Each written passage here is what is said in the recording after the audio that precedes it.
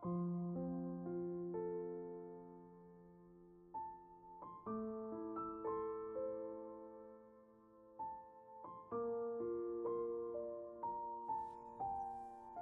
Bapak Ibu Saudara kasih dalam Tuhan. Senang sekali pada hari ini kita bisa bertemu kembali untuk bersama-sama merenungkan firman Tuhan, ya. Tidak ada yang lebih indah jika kita masih diberikan kesempatan untuk kita boleh mendengar firman Tuhan, dan terlebih lagi kita dapat melakukan firman Tuhan. Roh Kudus diberikan kepada kita untuk supaya kita bisa menjadi pelaku-pelaku firman Tuhan. Amin. Baik, mari kita akan berdoa terlebih dahulu. Bapa dalam surga, kami bersyukur, terima kasih buat hari ini kami boleh diberi kesempatan kembali untuk bersama-sama mendengar firman-Mu Tuhan. Urapi hamba-Mu dengan urapan yang baru, sehingga setiap firman yang akan ditaburkan itu semua datang daripada-Mu, tidak akan kembali dengan sia-sia. Biarlah setiap kami yang mendengar jadi tanah-tanah yang gembur, yang siap untuk ditaburi benih-benih firman Tuhan. Segala roh-roh yang coba mencuri kebenaran firman Tuhan, kami sepakat sehati kami hancurkan di dalam nama Yesus. Biar Roh Kudus yang akan beracara dari awal sampai pada akhirnya. Dalam nama Tuhan Yesus kami sudah berdoa. Haleluya. Amin. Ya, saya memberikan satu judul khotbah saya, yaitu jurang yang tak terseberangi. Sekali lagi, jurang yang tak terseberangi. Nah, ayat ini diambil dari satu dari ayat firman Tuhan yang terdapat di dalam Lukas pasal 16 ayat 26. Injil Lukas pasal 16 ayat 26. Saya akan bacakan terlebih dahulu supaya kita akan berjumpa dengan kalimat untuk judul khotbah pada hari ini. Selain daripada itu, di antara kami dan engkau terbentang jurang yang tak terseberangi, ya, terbentang jurang yang tak terseberangi, supaya mereka yang mau pergi dari sini kepadamu ataupun mereka yang mau datang dari situ kepada kami tidak dapat menyeberang. Nah, Bapak Saudara kasih dalam Tuhan, sebelum saya uraikan firman Tuhan ini, saya memberikan satu penjelasan sedikit tentang konteks daripada firman Tuhan ini. Ya, ini kisah tentang Lazarus, ya, orang yang miskin, ya, dan orang yang kaya, di mana dikatakan Lazarus ini sangat menderita hidupnya, sampai dia harus boroknya dijilatin anjing, dia harus mencari makan, ya, dari sisa-sisa makanan. Namun di satu sisi ada orang kaya yang ada di dekatnya Lazarus, ya, tidak sebutkan namanya. Tetapi orang kaya ini selalu berpoya-poya, hidup dengan senang, dengan kemewahan, ya. Dan ada satu perbedaan di dalam kehidupan mereka selama mereka masih ada di dalam dunia. Ya, memang di dalam kisah ini kita tidak melihat apakah Lazarus itu orang yang benar, sementara orang kaya itu orang yang berdosa. Tetapi kita bisa menafsirkan sendiri, bisa melihat bahwa mereka ada satu perbedaan. Orang yang berkenan di hadapan Tuhan dan orang yang tidak berkenan di hadapan Tuhan. Nah, saudara, saya seperti biasa membagi menjadi 4 bagian. Yang pertama yaitu semua orang akan mengalami kematian. Sekali lagi, semua orang akan mengalami kematian, tidak terkecuali, ya. Tidak terkecuali, mereka semua akan mengalami kematian. Seperti di dalam kisah ini, ya.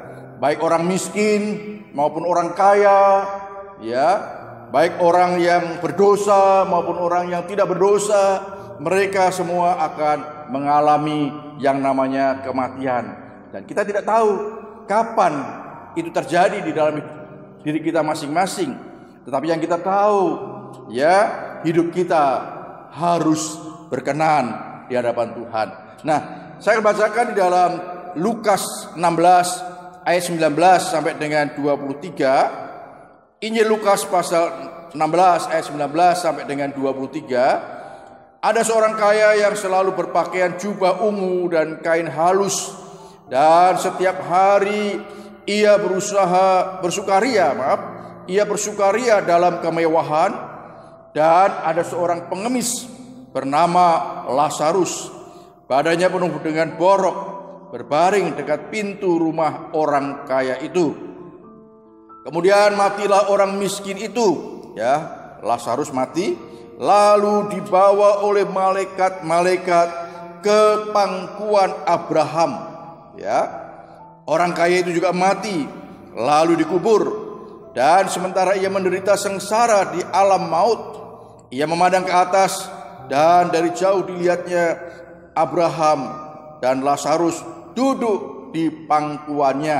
Nah, saudara, di dalam kisah ini kita melihat, tadi sudah saya singgung sedikit ya, ada satu perbedaan kehidupan antara orang kaya dan orang miskin, antara orang yang bernama Lazarus dan orang kaya. Saudara, dari kisah ini kita melihat bahwa sekali lagi baik orang kaya maupun orang miskin, ya, mereka semua akan mengalami yang namanya kematian.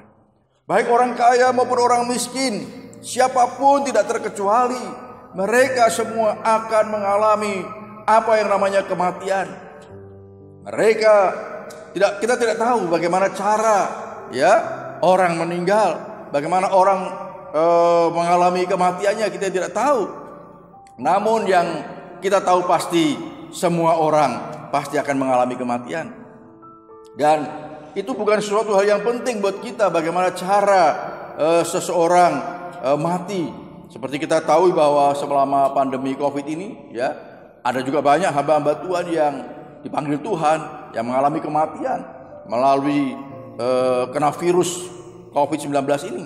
Nah, saudara, memang ada banyak cara Tuhan izinkan seseorang untuk mengalami kematian. Tetapi yang pasti bahwa semua orang pasti akan mengalami kematian. Saudara, nah, di dalam kisah ini digambarkan bahwa Lazarus adalah gambaran orang yang sudah percaya Tuhan Yesus. Ya, saya katakan demikian saja ya. Memang kalau mau diuraikan banyak sekali macam-macam. Saudara, Lazarus adalah gambaran orang yang sudah percaya Yesus, orang yang sudah diampuni segala dosa-dosanya, orang yang sudah ditebus dosa-dosanya. Namun orang yang kaya adalah gambaran orang yang tidak percaya Yesus. Nah, saudara, sekali lagi, Lazarus adalah gambaran orang yang tidak berdosa, dan orang kaya adalah gambaran orang yang berdosa. Nah, kita supaya bisa membedakan, saudara, kehidupan orang yang berdosa dan kehidupan orang yang tidak berdosa. Nah, saudara, dalam poin yang pertama ini saya ingin menekankan bahwa semua orang pasti akan mengalami kematian, tidak terkecuali, saudara. Ya, bagian yang kedua, yaitu bagian yang kedua saya memberikan subjudulnya perbedaan tempat bagi orang yang mati. Perbedaan tempat bagi orang yang mati. Sekali lagi saya baca di dalam Lukas 16 ayat 22 dan 23. Kemudian matilah orang miskin itu, lalu dibawa oleh malaikat-malaikat ke pangkuan Abraham. Wah, indah sekali, saudara. Kemudian matilah orang miskin itu, Lazarus, lalu dibawa oleh malaikat-malaikat ke pangkuan Abraham. Ya, saudara, kita waktu masih kecil kita semua bisa merasakan bagaimana kita di pangkuan orang tua kita. Ya, begitu nyamannya, ya, anak-anak bisa tidur terlelap di saat dia ada di dalam pangkuan orang tuanya. Nah, saudara, orang miskin ini mati dan kemudian dikatakan ada di dalam pangkuan Abraham. Ada satu tempat yang nyaman, ada satu tempat yang indah, ada satu tempat yang menyenangkan bagi mereka yang tadi saya katakan digambarkan sebagai orang yang tidak berdosa.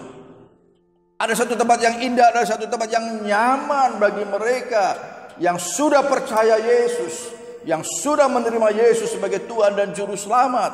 Ada satu tempat yang menyenangkan, tempat yang nyaman bagi mereka. Dan itu semua nanti kita kelak akan alami, saudara. Kita juga akan menikmati tempat yang nyaman, tempat yang indah, tempat yang menyenangkan. Karena memang Tuhan Yesus sudah naik ke surga untuk menyediakan tempat bagi setiap kita yang percaya kepada Dia dan yang setia sampai akhir hidupnya. Oh haleluya, puji nama Tuhan. Nah kemudian bisa sambung ayat yang berikutnya. Orang kaya itu juga mati lalu dikubur, dan sementara ia menderita sengsara di alam maut, ia memandang ke atas dan dari jauh dilihatnya Abraham dan Lazarus duduk di pangkuannya. Wah saudara, orang kaya ini dikatakan ada di satu tempat, yaitu di alam maut. Ia menderita sengsara. Saudara, wah luar biasa. Keadaan yang sangat berbeda, di mana di situ ada satu penderitaan kesengsaraan, saudara. Saya beberapa kali saya mendengar video ya, dan juga membaca, saudara, bagaimana orang-orang yang pernah mendapatkan satu penglihatan, mereka ada di neraka. Saudara, bagaimana menderitanya, bagaimana mereka penuh dengan kesengsaraan, sampai-sampai mereka ingin mati tetapi tidak dapat mati. Dia harus mengalami yang namanya siksaan dan siksaan.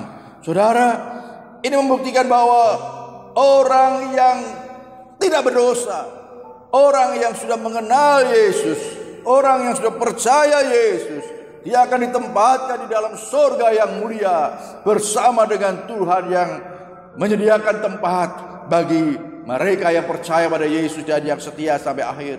Sementara orang yang tidak percaya Yesus, yang menolak Yesus sebagai Tuhan dan Juru Selamatnya, mereka ada di dalam neraka, di dalam siksaan yang kekal, di mana dikatakan menderita sengsara di alam maut. Nah ini saudara, ini suatu hal yang sangat penting yang perlu kita ketahui.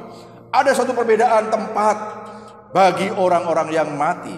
Memang kita semua akan mengalami kematian, ya. Orang yang percaya Yesus maupun orang yang tidak percaya Yesus akan mengalami kematian.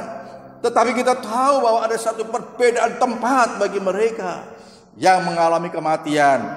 Yang sudah percaya Yesus ada di dalam surga yang mulia, dan mereka yang tidak percaya Yesus, yang menolak Yesus sebagai Tuhan dan Juru Selamat, mereka akan ada di dalam neraka, siksaan yang kekal. Itu firman Tuhan yang mengatakan, saudara, bukan saya. Firman Tuhan yang saya percaya dan saya imani, ya, yang tentunya kita semua sebagai orang-orang percaya, kita juga harus mempercayai apa yang terdapat di dalam firman Tuhan dan mengimaninya sampai kita benar-benar kelak menikmati benar apa yang dikatakan oleh firman Tuhan. Puji nama Tuhan. Bagian yang ketiga, saudara. Nah, ini yang menjadi satu judul khotbah kita, bagian yang ketiga. Terbentang jurang yang tak terseberangi. Sekali lagi, terbentang jurang yang tak terseberangi.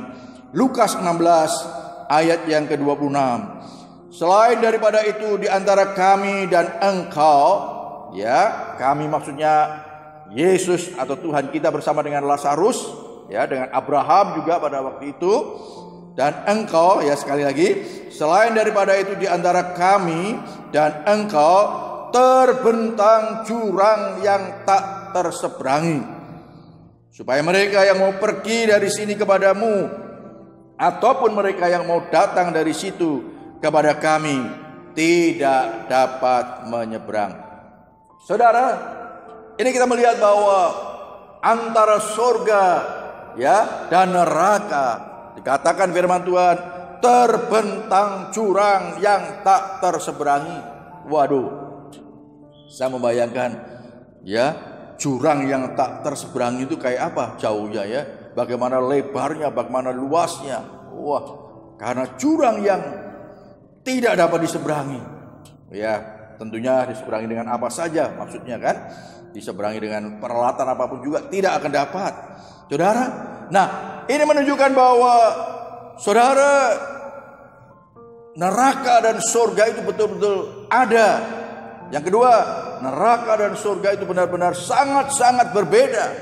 Yang satu, surga ada suatu tempat yang menyenangkan, yang menyukakan, yang digambarkan sebagai ada di dalam pangkuan Abraham, ya. Tetapi di satu sisi, neraka adalah alam maut di mana menderita dengan penuh sengsara. Saudara, di dalam bagian yang ketiga ini saya ingin menekankan bahwa ada pemisah yang tidak dapat diseberangi antara surga dan neraka. Dan yang kedua, kita tidak mengenal, perhatikan baik-baik, kita tidak mengenal adanya mendoakan orang yang sudah mati supaya mereka yang ada di dalam neraka kemudian didoakan supaya bisa pindah ke surga. Tidak bisa. Ayat ini dengan jelas, saudara, ada jurang pemisah yang tak terseberangi. Jadi kita tidak mengenal adanya mendoakan orang yang sudah mati atau orang yang mati tidak percaya Yesus, orang yang mati yang tidak mau menerima Yesus sebagai Tuhan dan Juru Selamatnya. Kemudian kita mendoakan, kita datang ke kuburnya mendoakan supaya mereka dengan harapan mereka akan dipindahkan oleh Tuhan dari neraka pindah ke surga. Kita tidak mengenal, saudara.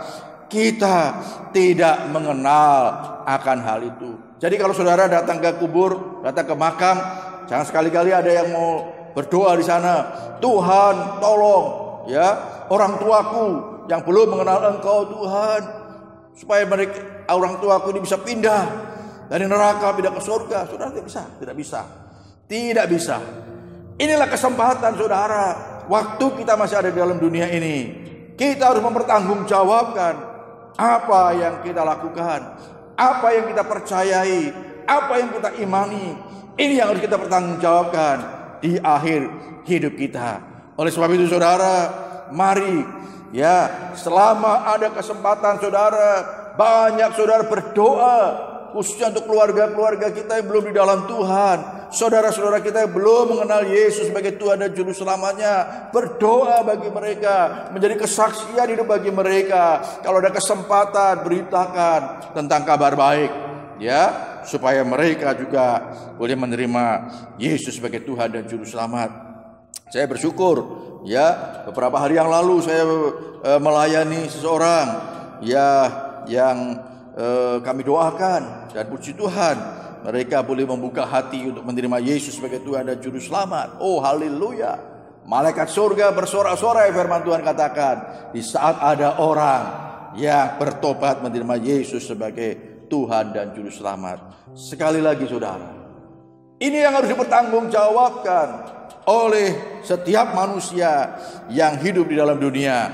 Apakah mereka mau menerima Yesus sebagai Tuhan dan Juru Selamat? Apakah mereka menolak dan tidak mau menerima Yesus sebagai Tuhan dan Juru Selamat?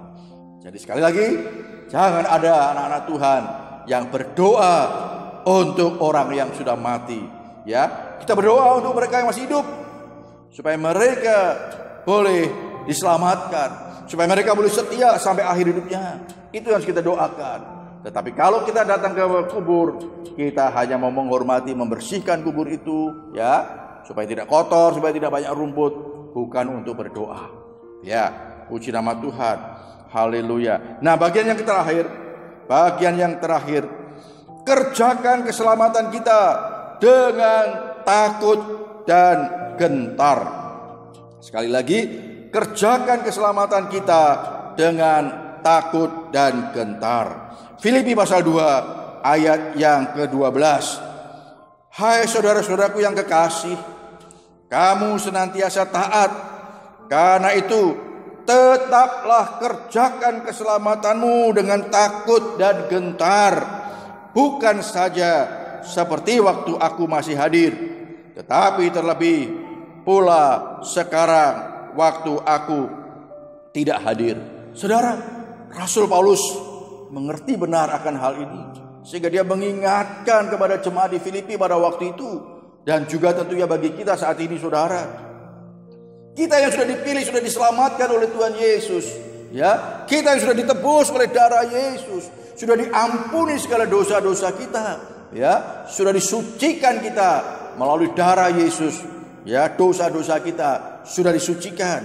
Firman Tuhan mengingatkan, Rasul Paulus mengingatkan, tetaplah kerjakan keselamatanmu dengan takut dan gentar. Saudara, Kita tidak sembarangan kemudian setelah kita sudah dipilih, sudah diselamatkan, sudah diampuni dosa-dosa kita. Kita tidak hidup dengan sembarangan, tidak hidup dengan sembrono, melakukan segala sesuatu yang sama dengan orang dunia, yang bahkan ada yang melebihi orang dunia. Saudara, bukan itu maksudnya. Tetapi Rasul Paulus mengingatkan, kerjakan keselamatanmu, atau dengan bahasa saya, jaga, pelihara keselamatan kita, pertahankan keselamatan kita, jaga kekudusan hidup kita dengan takut dan gentar kepada Tuhan Yesus, saudara. Oh haleluya, ini yang penting bagi kita, saudara, sehingga kita akan menjadi orang Kristen, bukan orang Kristen yang sembarangan, bukan orang Kristen yang tidak menjadi kesaksian bagi orang sekitar kita, bahkan menjadi batu sandungan bagi orang-orang yang belum mengenal Tuhan. Tetapi kita akan menjadi orang Kristen yang benar-benar menjadi berkat bagi mereka, menjadi satu kesaksian yang hidup, baik melalui perkataan kita, tindakan kita. Kita akan menjaga kekudusan, kesucian hidup kita, sehingga kita akan menjadi berkat, kesaksian bagi orang lain. Ini yang Tuhan mau, saudara. Ya, kita bersyukur dosa-dosa kita sudah disucikan oleh darah Yesus. Ya, kebetulan hari ini kita juga akan ada perjamuan kudus, mengingatkan kembali bahwa dosa-dosa kita sudah disucikan oleh darah Yesus. Ya, itu suatu harga yang mahal, firman Tuhan katakan, bukan dengan emas dan perak, tetapi dengan darah Yesus yang dicurahkan bagi kita. Oh, puji nama Tuhan. Oleh sebab itu firman Tuhan mengingatkan kepada kita, terus hidup takut dan gentar kepada Tuhan Yesus. Ya, kita tidak mau melakukan sesuatu yang menyakitkan hati Tuhan. Kita tidak mau melakukan yang mengecewakan hati Tuhan, tetapi kita akan melakukan sesuatu yang menyenangkan hati Tuhan. Puji nama Tuhan. Itu yang Tuhan inginkan. Itu yang Rasul Paulus pesankan kepada kita, supaya kita mengerjakan keselamatan kita dengan takut dan gentar. Saudara, kita tahu bahwa di sekitar kita ini ada kuasa-kuasa kegelapan, roh-roh jahat, ya, yang di dalam Yohanes 10 ayat 10 ya, beberapa waktu yang lalu sudah kita singgung juga. Pencuri datang untuk mencuri, membunuh dan membinasakan, saudara. Sekali lagi, pencuri atau si iblis, bapak pembohong, bapak pendusta itu, ya, datang untuk mencuri, ya, membunuh dan membinasakan. Dan tentunya apa saja yang bisa dicuri oleh iblis, ya, kasih, sukacita, damai sejahtera, bahkan sampai pada iman kita kepada Tuhan Yesus pun, ya, akan dicuri oleh iblis dan kemudian dibunuh dan pada akhirnya sampai dibinasakan. Saudara, ini sesuatu yang sangat penting bagi kita. Jangan memberi kesempatan untuk iblis, jangan memberi celah untuk iblis, sehingga dia akan dapat mencuri, membunuh dan membinasakan. Tetapi mari kita semakin dekat dengan Tuhan, semakin setia kepada Tuhan. Itu adalah langkah-langkah kita untuk mengerjakan keselamatan kita. Setia berdoa pada Tuhan, setia membaca dan merenungkan firman Tuhan, setia beribadah walaupun secara online maupun secara offline. Saudara, tidak ada masalah. Tapi yang penting kita rindu untuk semakin dekat dengan Tuhan, supaya kita tidak memberi kesempatan sedikit pun untuk pencuri, mencuri, membunuh dan membinasakan. Puji nama Tuhan. Haleluya. Saya percaya Roh Kudus, roh yang ada di dalam diri kita, roh yang lebih besar daripada roh yang ada di dalam dunia ini, yang akan menolong kita, memampukan kita untuk menangkal, mencegah, ya, pencuri itu datang mencuri, dan apalagi membunuh dan membinasakan pada kita. Puji nama Tuhan.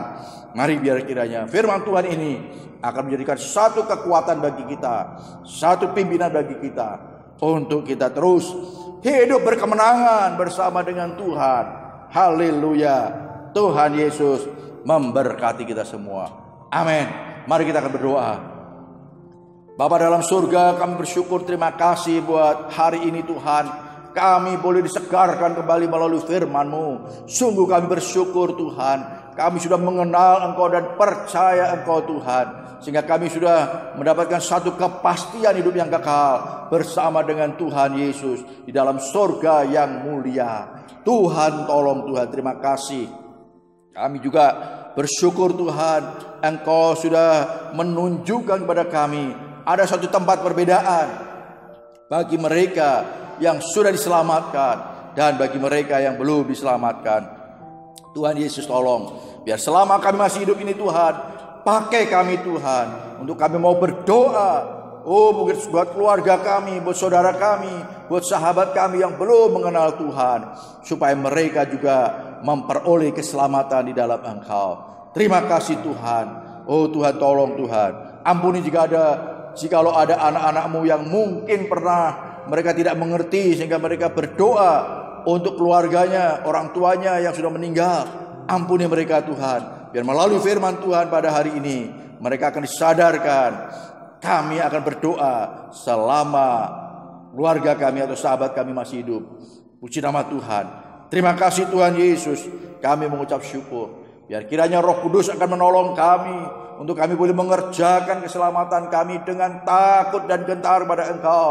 Untuk kami terus menjaga kekudusan, kesucian hidup kami, sehingga kami tidak memberikan kesempatan sedikit pun untuk pencuri, untuk iblis mencuri, apalagi membunuh dan membinasakan. Terima kasih Tuhan, bersama dengan Engkau kami pasti akan berkemenangan.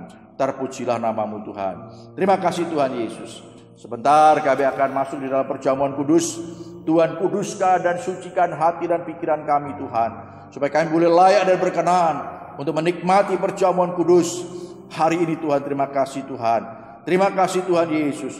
Kami akan mengingat akan tubuh dan darah-Mu yang Kau sudah korbankan bagi kami di atas kayu salib, supaya kami boleh mendapatkan pengampunan atas segala dosa-dosa kami. Terima kasih Tuhan. Di dalam nama Tuhan Yesus kami sudah berdoa. Haleluya.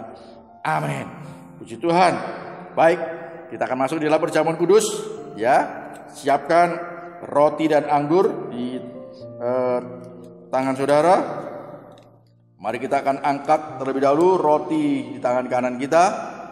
Ya, seperti firman Tuhan katakan, sebab apa yang telah kuteruskan kepadamu telah aku terima dari Tuhan, yaitu bahwa Tuhan Yesus pada malam waktu Ia diserahkan mengambil roti, dan sesudah itu Ia mengucap syukur atasnya, Ia memecah-mecahkannya dan berkata, inilah tubuhku yang diserahkan bagi kamu. Perbuatlah ini menjadi peringatan akan aku. Mari kita makan roti yang melambangkan tubuh Tuhan Yesus dalam nama Tuhan Yesus.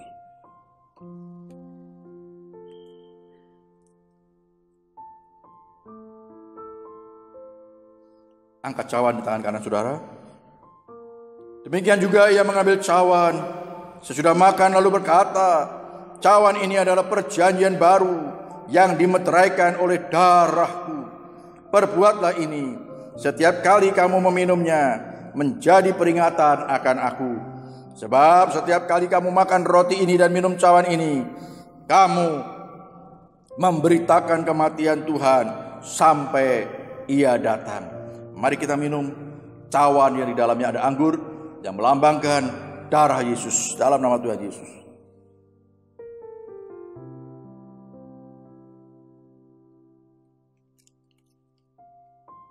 Oh haleluya, haleluya, haleluya. Mari kita bersyukur pada Tuhan. Oh kami bersyukur Tuhan, kami bersyukur. Terima kasih Tuhan. Kami bersyukur Tuhan, hanya oleh tubuh dan darah-Mu Tuhan kami mendapatkan pengampunan atas segala dosa-dosa kami. Terima kasih Tuhan Yesus, terima kasih Tuhan. Kami mengucap syukur buat semua ini Tuhan. Terima kasih Tuhan, kami tidak akan melupakan perbuatan-Mu yang besar ya Tuhan. Biar kami boleh memberitakan kematian-Mu, supaya banyak orang yang mendengar dan menjadi percaya kepada Engkau. Terima kasih Tuhan Yesus, terima kasih Tuhan. Segala ilah-ilah zaman ini yang membutakan mata rohani mereka yang belum mengenal Engkau, kami hancurkan dalam nama Yesus, hingga mereka boleh terbuka hatinya untuk menerima Engkau Yesus sebagai Tuhan dan Juru Selamat. Makasih Tuhan Yesus. Tuhan, kami mau terus berdoa buat setiap anak-anak-Mu Tuhan, dimanapun mereka berada Tuhan, seluruh sidang jemaat-Mu Tuhan. Oh Tuhan Yesus, tolong Tuhan, berkati mereka dalam segala usaha dan pekerjaan mereka, pelayanan mereka, keluarga mereka masing-masing. Tuhan, tolong dalam segala pergumulan dan masalah apapun yang dihadapi oleh mereka Tuhan. Terima kasih Tuhan. Yang sakit Tuhan sembuhkan, yang lemah Tuhan berikan kekuatan, yang susah Tuhan berikan penghiburan ya Tuhan. Yalah kiranya kami semua tetap semangat, tetap penuh sukacita di dalam mengiring dan melayani Engkau Tuhan. Terima kasih Tuhan, di dalam nama Tuhan Yesus, Tuhan dan Juru Selamat kami yang hidup, kami sudah berdoa. Haleluya. Amin.